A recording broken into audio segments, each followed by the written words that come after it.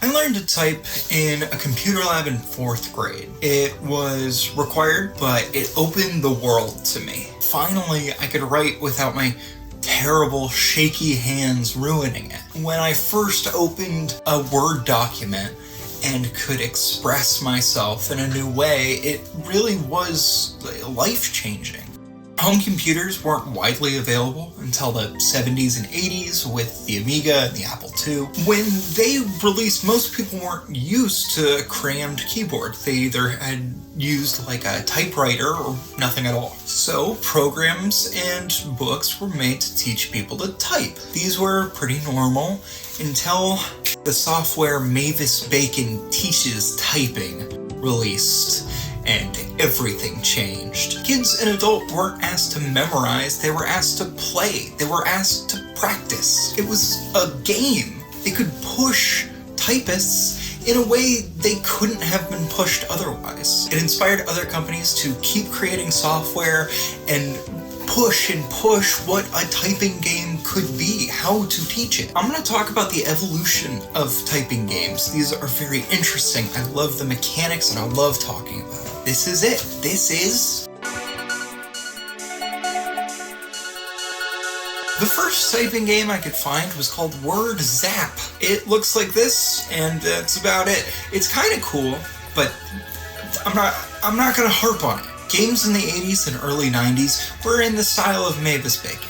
It was just type, and that was it, and you do the game, and it rewards. And all that changed in 1992, when the company Interplay got their hands on the rights to Mario.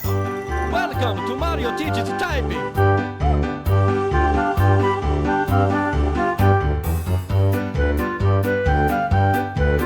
Mario Teaches Typing features Mario and asks players to be Mario. Mario is the most famous video game character in history. It didn't just give them a script or home keys, but it showed them how to play. You jump on Koopas, you hit blocks. It tracks speed and accuracy. It has certificates. Tools like this didn't exist, and Mario Teaches Typing really rocketed what typing games could be. It was an invaluable tool in raising the next generation of typists and people who now use the keyboard every day. It was a landmark. It created a template that would hold for the next 8-ish years, with kids' educational games being much more gamey and having a character who talks to you. Games like Jumpstart Typing and Pause in Typing Town. And as for its playability now, it is fine. Game's not made for me.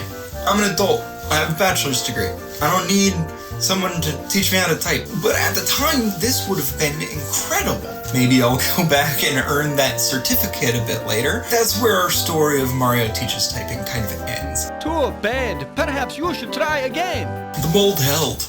Yeah, this is how typing games were. This is how people learned. The people who made Sonic released a game for a new arcade machine. The typing of the dead.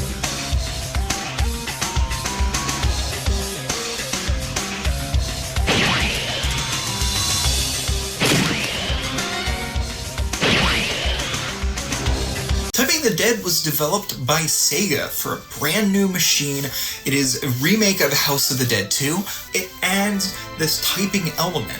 Zombies are killed by putting in their words or sentences. Bosses have unique ways to interact with them. The story is exactly the same, except the agents now have these awesome keyboard straps, like their backpacks. They're so cool. As zombies appear, the words beneath them, you type them in and then boom! This sounds easy because it's just typing, and it is, until the sentences get very long, until you have to answer difficult questions, until you are allowed to type anything, but that has to be related to the words that appear on the screen. The game ramps up super fast, and for an arcade game, it's super hard and fun. The best part of this game for me, for sure, was the voice acting. In the 90s, in the 80s, Japanese to American dubs were pretty bad, and still, they can be still pretty bad, but this one may be the worst. Goldman, do you know what you're doing? I'm fully aware of what I'm doing. Can't you see? Man committed a sin, disturbing the life cycle of nature. The original sin that man is responsible to protect the life cycle. I have made a creature to rule over mankind. It's entertaining, it's fast-paced, it's challenging. I really love it. It has a great sequel in Typing the Dead Overkill. This game showed what an experimental game could be.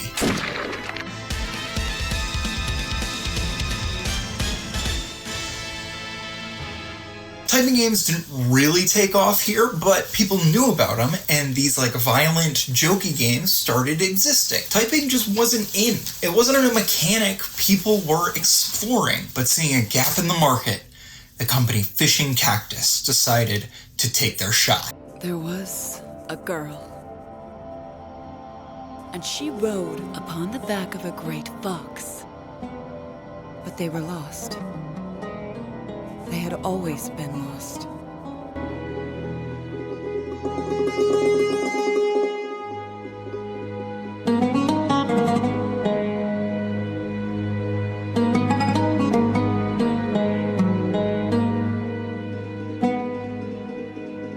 Epistory is a weird indie game with new mechanics that is very cute. It's an adventure where to solve puzzles and fight enemies, you gotta type quick and you get elements. It's not silly, it's not gory, it's not a joke. They use typing as a real mechanic that works with the story of the game. There's puzzles, mysteries, an RPG system, powers. It uses this idea of typing and makes strange, wonderful things with it. It uses the mechanics and twists them, and people liked it. It sparked proliferation in a way that Typing of the Dead didn't. It's a great example of an indie game that did what it set out to do and made an impact, and typing games kept being made, kept being weirder, and now there are all kinds of strange, wonderful things in the typing game genre. But this isn't where the story ends. What a typing game is still being discovered. It's still being made.